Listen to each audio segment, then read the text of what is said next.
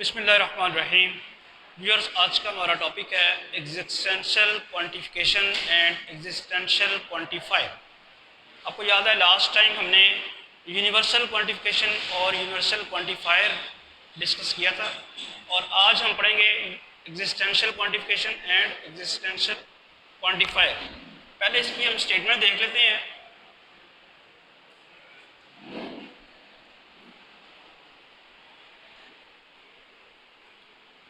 The existential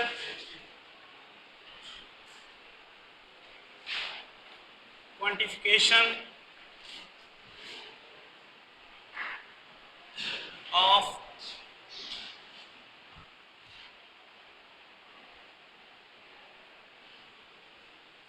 proposition P of x is the statement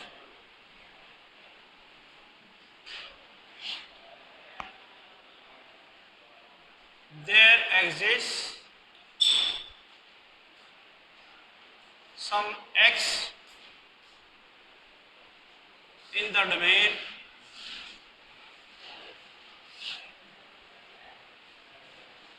such that P of x। Universal quantification में आपने ensure किया था for all x. यहाँ आप for all x की जो रिस्ट्रिक्शन है वो लिफ्ट कर दी आपने, और सिर्फ आपको एक चाहिए। एक से ज़्यादा भी मिल जाए तो कोई इशू नहीं है, जिनके लिए पी एफ एक्स होल्ड कर रही हो। क्या लिखा हुआ है? There exist some x in the domain. Obviously variable x तो वहीं से आएगा जो डोमेन अंडर डिस्कशन है, तो उस डोमेन में से कोई एक एक्स आपको कम से कम मिल जाना चाहिए जिसके लिए पी एफ एक्स होल्ड करे। यूनिवर्सल क्वांटिफिकेशन के लिए आपको सारे एक्स चाहिए होते थे, इसके लिए क्या चाहिए आपको? सिर्फ एक एक्स। एक से ज़्यादा मिल जाए तो कोई इशू नहीं है, लेकिन एक ज़रूर मिले। वर्ड और भी यूज़ होता है, एटलीस्ट वन एक्स, ये भी वर्ड यूज़ करते हैं। तो एग्जिस्टेंशियल क्वांटिफिकेशन को किस तरह हम लिखते हैं? It is denoted by there exist x p of x. Symbol जो यूज़ करते हैं ये वाला सिंबल यूज़ करते हैं, there exist x such that p of x. और ये जो सिंबल है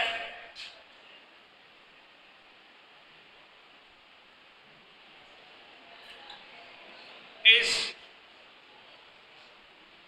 कॉल्ड एग्जिस्टेंशियल क्वांटिफायर।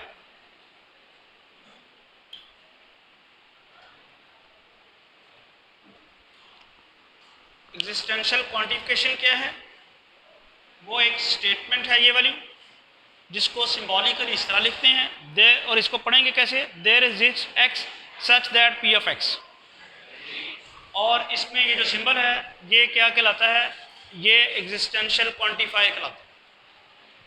अब इसकी एग्जांपल को ले लेते हैं। अगर हम domain set of real numbers ले लें, ठीक है, और एक क्वांटिफिकेशन लेते हैं, there exist x p of x,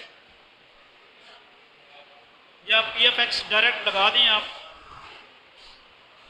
इस तरह भी कर सकते हैं, where p of x is equal to p of x is such that x plus 3 is greater than 7। तो ये आप बताएं इसकी जो एग्जिस्टेंशियल क्वांटिफिकेशन है क्या ये ट्रू है या नहीं है? ज़रा देखें। मैं इसको इस तरह लिखूंगा, x और आगे क्या है? पी एफ एक्स क्या है? x plus 3 greater than 7। इसको पढ़ेंगे कैसे? There exist some x such that x plus 3 greater than 7। आप मुझे ये बताएं, क्या आपको कोई x मिलता है जिसमें आप 3 ऐड करें तो 7 से बढ़ जाए? 4 नहीं, 4 तो 7 के बराबर हो जाएगा। 5 मिल जाता है। 5 से बड़े जितने भी नंबर हैं सारे के सारे मिल जाएंगे आपको, जिनमें जब भी आप 3 ऐड करेंगे तो वो नंबर 7 से बड़ा आएगा। तो हमें तो एक चाहिए था। एग्जिस्टेंशियल क्वांटिफिकेशन को ट्रू होने के लिए सिर्फ एक चाहिए। एक से ज़्यादा मिल जाए तो कोई इशू नहीं, तो वो तो आपको एक से ज़्यादा मिल रहे हैं, लिहाजा इसकी ट्रूथ वैल्यू क्या होगी? ट्रू।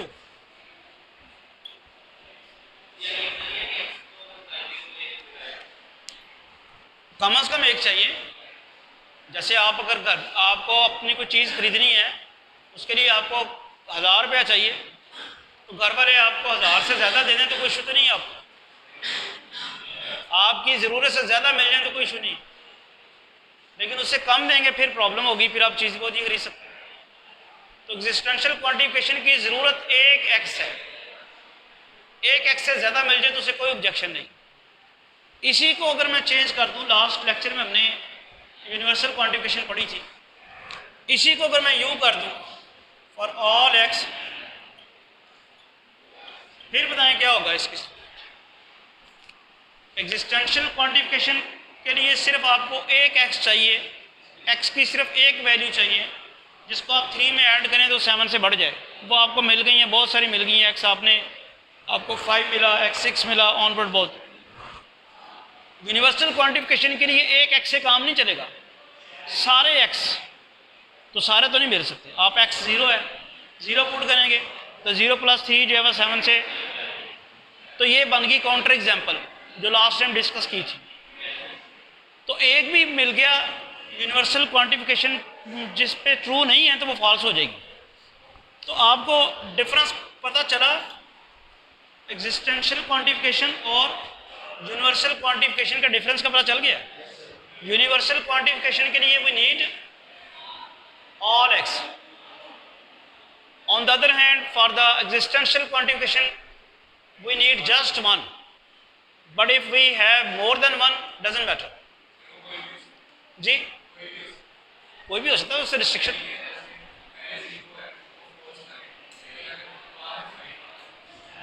कोई एक चाहिए ना आपको, जो आपकी डोमेन है, डोमेन सेट और ये नंबर्स है, इसमें से कोई एक चाहिए तो ये ट्रू हो जाएगी।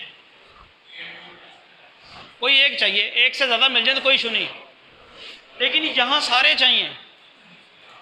तो यहाँ सारे नहीं मिल रहे ना आपको, तो बहुत सारे काम खराब हो रहा है। 5 से बड़े हैं वो मिलते हैं, 5 और 5 से बड़े, बाकी तो सारे काम खराब।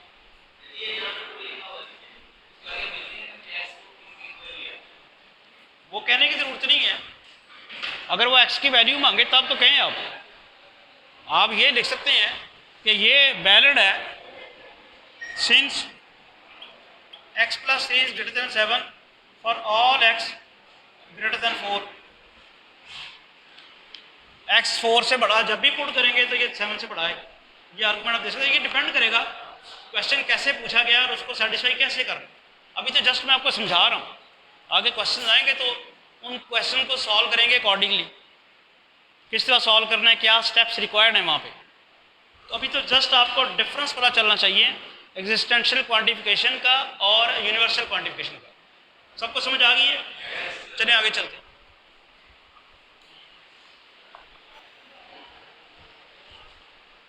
नेक्स्ट हम देखते हैं कि किस तरह यूनिवर्सल क्वांटिफिकेशन इंटरलिंक्ड है with the conjunction. Universal quantification and conjunction, universal quantification and conjunction. इसके लिए अगर आप डोमेन सपोज कर लेते हैं x1 x2 up to xn, ठीक है। तो ज़रा देखें, ये मैं एक चीज़ प्रूव करने लगा हूँ आपके लिए कि यूनिवर्सल क्वांटिफिकेशन कंजंक्शन से किस तरह इंटरलिंक हो। मैं ये लेता हूँ यहाँ पे for all x p of x, for all x p of x। ये क्या है? Universal quantification.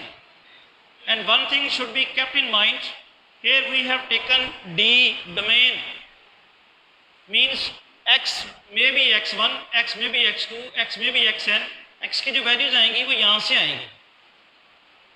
तो मेरा सवाल आपसे ये है कि ये जो यूनिवर्सल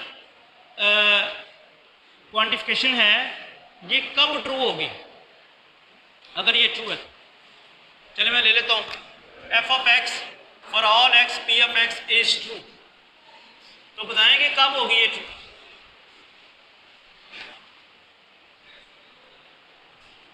भाई एक्स आपने आपका कहाँ आना है? पी ऑफ एक्स अगर एक्स की तमाम वैल्यूज के ऊपर ट्रू होगा तब ये ट्रू होगी ना। हम कल जो लास्ट लेक्चर था उसमें हम यूनिवर्सल क्वांटिफिकेशन पढ़ चुके हैं। यूनिवर्सल क्वांटिफिकेशन के ट्रू होने के लिए पी ऑफ एक्स का एक्स की तमाम वैल्यूज के ऊपर ट्रू होना ज़रूरी है। अब एक्स की तमाम वैल्यूज हैं क्या,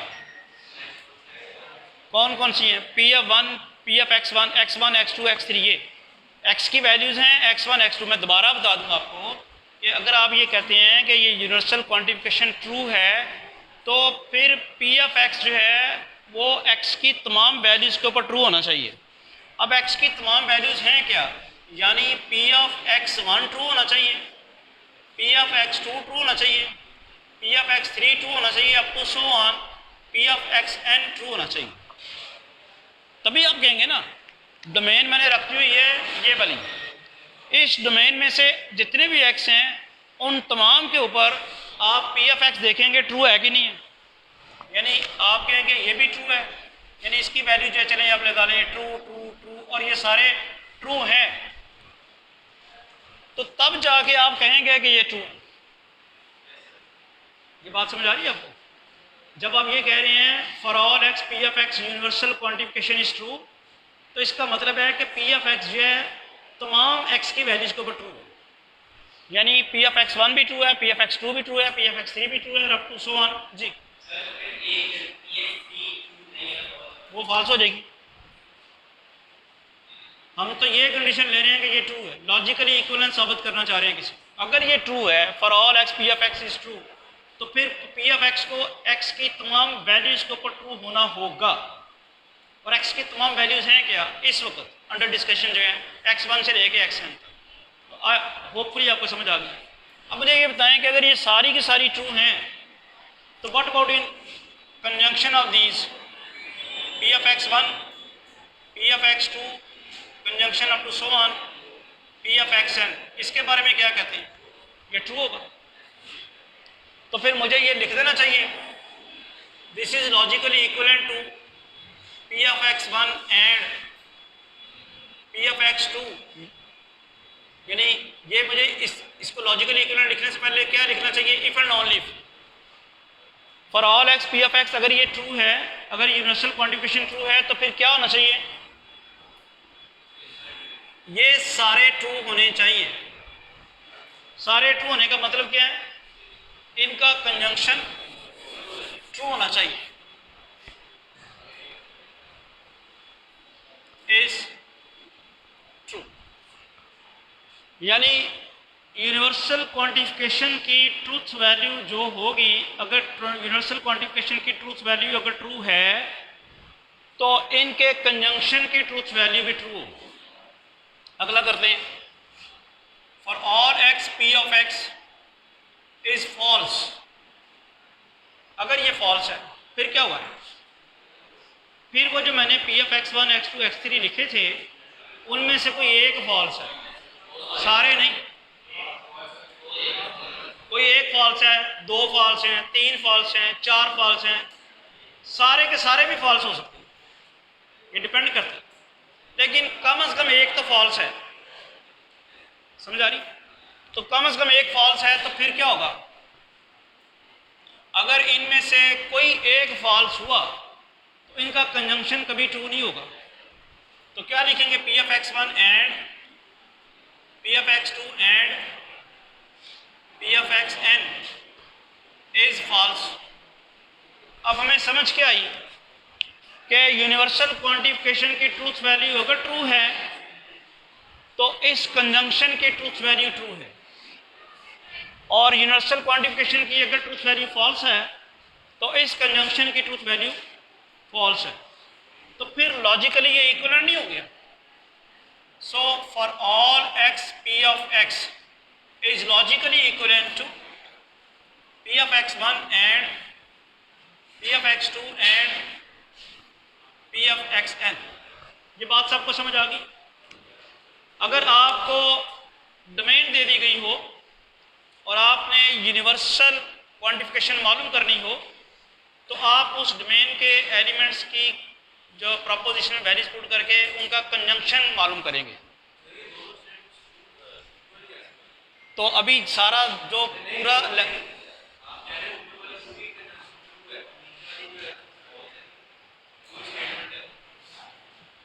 क्या यार, अगर ये दो स्टेटमेंट्स, एक स्टेटमेंट ये है ये वाली, अगर ये ट्रू है तो फिर ये भी ट्रू है, और अगर ये वाली स्टेटमेंट फॉल्स है तो फिर ये भी फॉल्स है। तो इसका मतलब है इसकी ट्रूथ वैल्यू और इसकी ट्रूथ वैल्यू सेम आ रही। जब ये ट्रू थी तो ये भी ट्रू है, जब ये फॉल्स थी तो ये भी फॉल्स है। तो अगर दो प्रपोजिशंस की ट्रूथ वैल्यू सेम आए तो वो लॉजिकली इक्विवेलेंट होती है। लिहाजा यूनिवर्सल क्वांटिफिकेशन लॉजिकली इक्विवेलेंट होगी इसकी। ये हम डिस्कस कर रहे थे यूनिवर्सल क्वांटिफिकेशन एंड कंजंक्शन। अब हम डिस्कस करते हैं एग्जिस्टेंशियल क्वांटिफिकेशन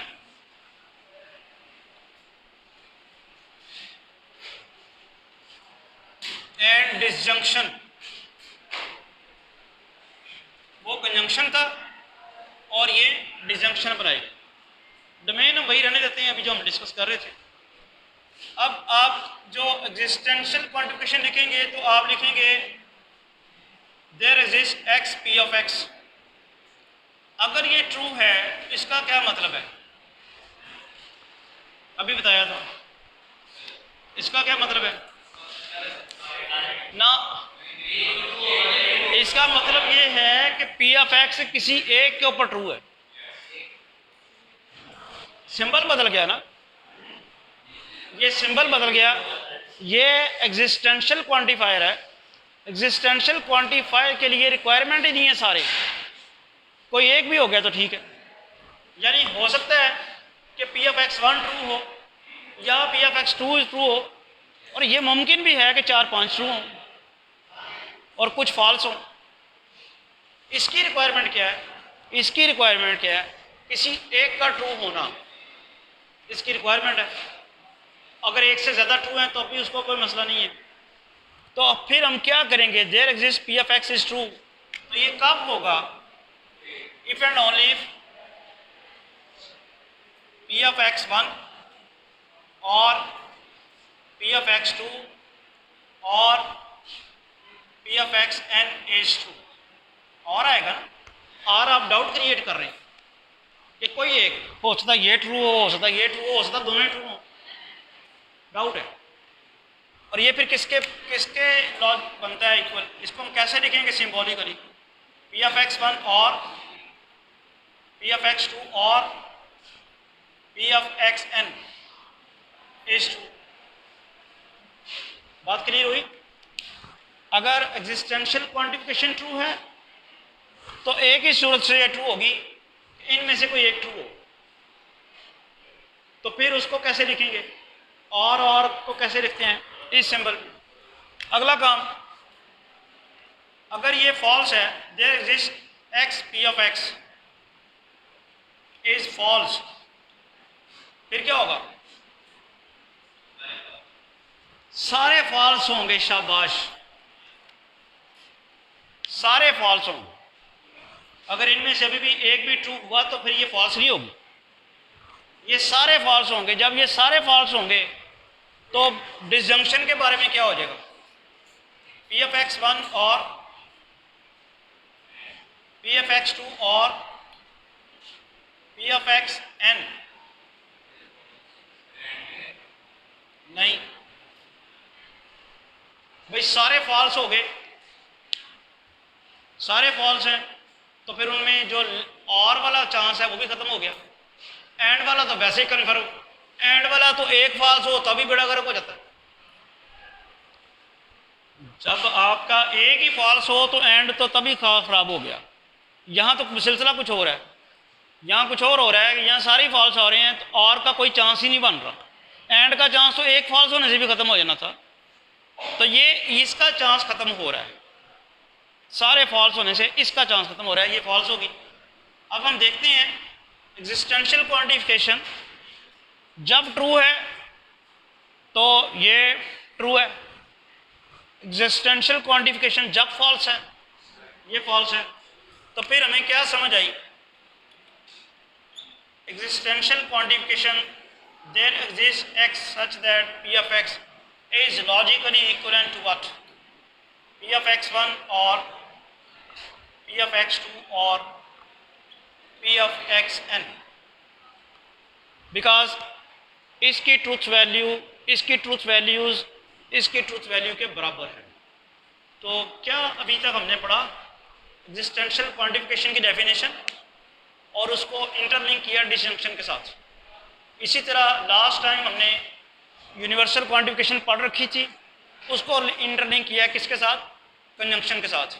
अब एक आध क्वेश्चन करते हैं और फिर नेक्स्ट टॉपिक की तरफ आएंगे हम।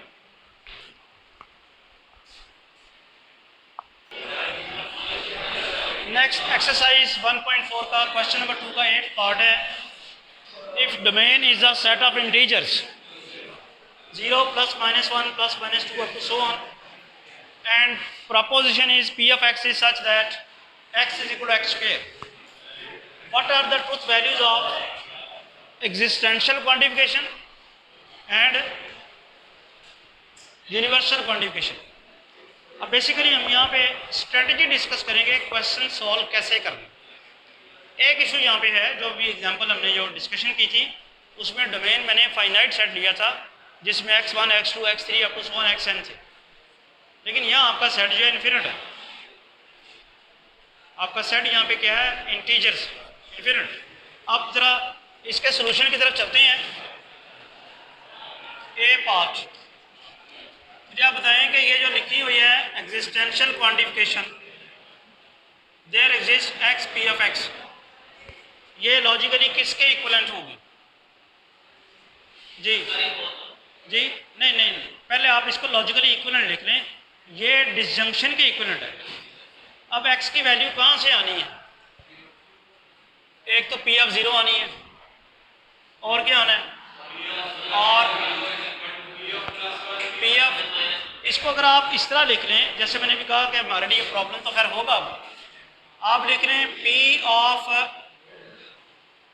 -1 और p of -2 and so on.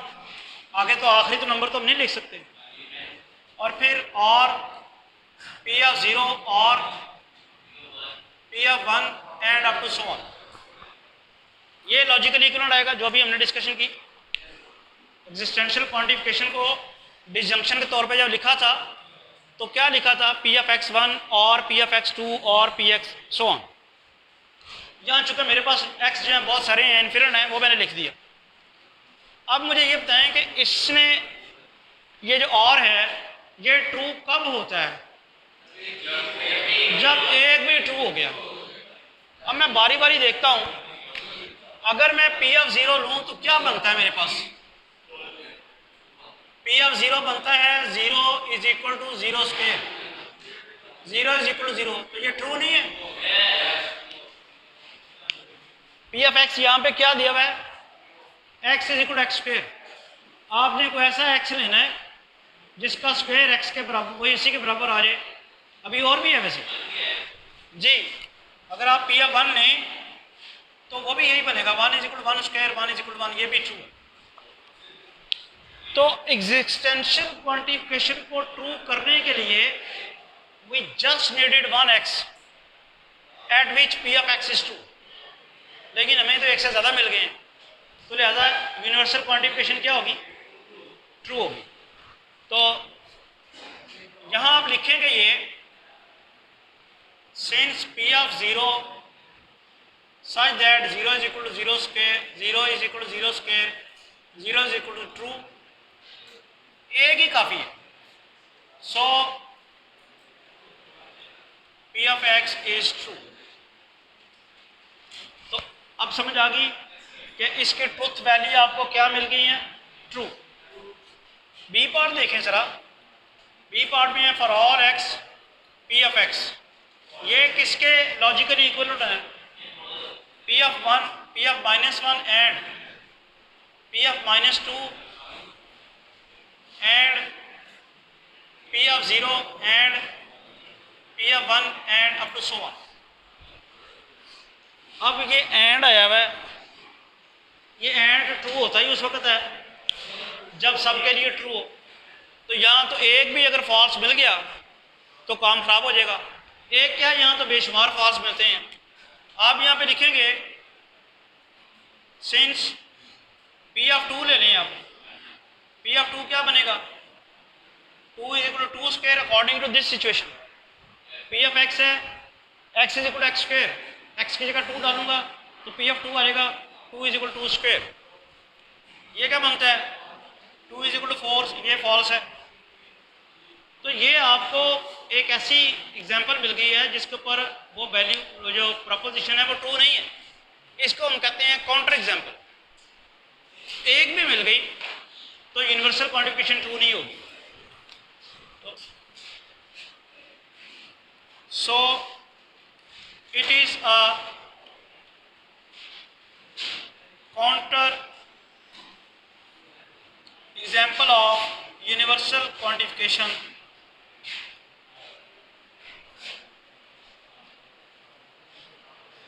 and for all x p of x is false। मैं स्टेप्स रिपीट कर दूं जल्दी से कि जब भी वो आपसे एग्जिस्टेंशियल क्वांटिफिकेशन या यूनिवर्सल क्वांटिफिकेशन की ट्रूथ वैल्यू पूछता है तो पक्की बात है दो चीज़ें वो लाजमी देगा। एक तो प्रपोजिशन पी ऑफ एक्स देगा ना, और एक वो देगा डोमेन, एक वो देगा डोमेन। अब उस डोमेन में अगर P of x her value के ऊपर ट्रू होगा तो यूनिवर्सल क्वांटिफिकेशन ट्रू है, और उस डोमेन में किसी एक वैल्यू के ऊपर भी अगर पी ऑफ एक्स ट्रू है तो एग्जिस्टेंशियल क्वांटिफिकेशन ट्रू है। मैं एक एग्जांपल बनाता हूँ। ये आप BScs की क्लास है, government graduate college of science Wahdat road में BScs की क्लास है, फर्स्ट सेमेस्टर। डोमेन हम ये ले लेते हैं, आपसे अब सवाल करते हैं, डोमेन ले लेते हैं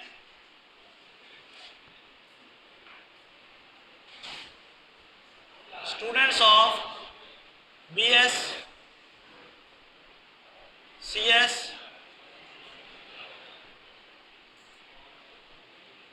first semester of government graduate college of science Lahore. ये है जी डोमेन। अब प्रपोजिशन लें, आप अपने बारे में कोई प्रपोजिशन लें, पी ऑफ एक्स ले लें,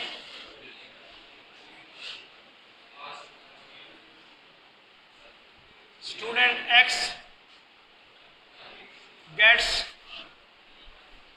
ग्रेड ए इन PU, हमारे कॉलेज की एफिलिएशन पंजाब यूनिवर्सिटी के साथ। सवाल समझ आ रहा है? डोमेन मैंने ले ली है, अब डोमेन में आप लोग हैं सारे, और प्रपोजिशन क्या है कि आप पंजाब यूनिवर्सिटी में ग्रेड ए लेंगे।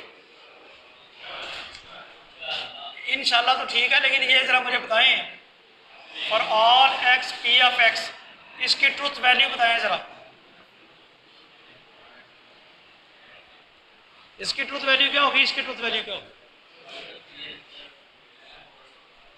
जी? ये फॉल्स है, ट्रू है। आप सबके ग्रेड ए आ जाएंगे।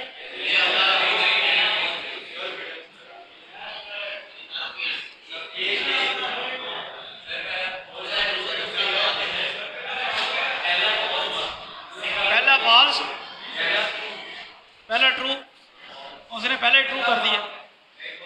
और यहाँ पे हालांकि ये जो सेंटेंस है ये ऐसा सेंटेंस है जिसमें आप इनकी ट्रूथ वैल्यूज बता नहीं सकते, क्योंकि ग्रेड ए अभी आना है, आया तो नहीं है। समझ आ गई? ग्रेड ए आएगा तो पता चलेगा ना, अभी तो हमें कुछ नहीं पता। कि सबके ए आने हैं कि नहीं आने, किसी एक का ए नहीं आना, ये तो भी नहीं पता। तो सवाल चेंज कर दें। यानी ये मैंने जानबूझ के आपको दिया कि आप बताएं, और आपने एक बच्चा तो इधर ही फिक्स हो गया, एक बच्चा तो इधर ही फिक्स हो गया है।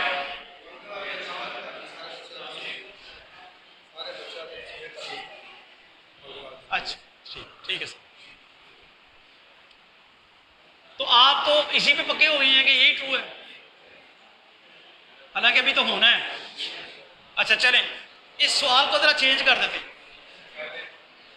देते हैं, ये आपके जो है थर्ड सेमेस्टर के जो बच्चे हैं उनकी बात कर रहे हैं। बात सुने जरा, थर्ड सेमेस्टर मैंने इसलिए कर दिया, उनका तो रिजल्ट आ चुका होगा। Gets grade A in PU in first semester, नहीं इस वक्त वो थर्ड में है। अब हम बात कर रहे हैं साइंस कॉलेज के थर्ड सेमेस्टर के स्टूडेंट्स,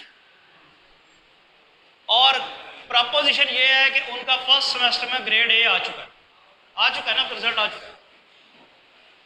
अब बताएं इसकी ट्रूथ वैल्यू क्या होगी और इसकी ट्रूथ वैल्यू। अब आपको क्या करना होगा, आपको उनके ग्रेड चेक करने होंगे सब। अगर तो सबका ही ग्रेड ए फर्स्ट सेमेस्टर में आ चुका है फिर तो ये ट्रू होगी, और अगर किसी एक का भी ए नहीं आया तो ये फॉल्स है। और ये ट्रू एक सूरत में है, अगर किसी एक का ए आ गया और अगर अल्लाह की मेहरबानी से किसी का भी ए नहीं आया तो ये फॉल्स। अल्लाह की मेहरबानी मुझे नहीं कहना चाहिए, लेकिन आपके हालात जो हैं वो इस तरह के कि 100 बच्चों की क्लास और मेरे पास हार्डली मेरा ख्याल कितने बैठे हैं, ज़रा काउंट कर लें। तो अब ये देखें कि ये जो सिचुएशन है, ये वाली सिचुएशन जो है सारी की सारी एनालिसिस पर डिपेंड कर रही है। तो ये जानबूझ के सिर्फ आपको यहाँ इसमें मैंने इन्वॉल्व करने के लिए की है कि आप क्लास में ज़रा इन्वॉल्व हो जाएं, बुक से हटके मैं एग्जांपल दिए। तो होपफुली आपका जो कॉन्सेप्ट था एग्जिस्टेंशियल क्वांटिफिकेशन, और एग्जिस्टेंशियल क्वांटिफिकेशन को जिस तरह हमने डिसजंक्शन के साथ इंटरलिंक किया वो, और यूनिवर्सल क्वांटिफिकेशन को जिस तरह कंजंक्शन के साथ इंटरलिंक किया, वो दोनों चीज़ें आपको समझ आ गई हैं, और होपफुली अब आपको क्वेश्चन सॉल्व करना भी समझ आ गया। तो आज हम यहीं वाइंड अप करते हैं। Thank you.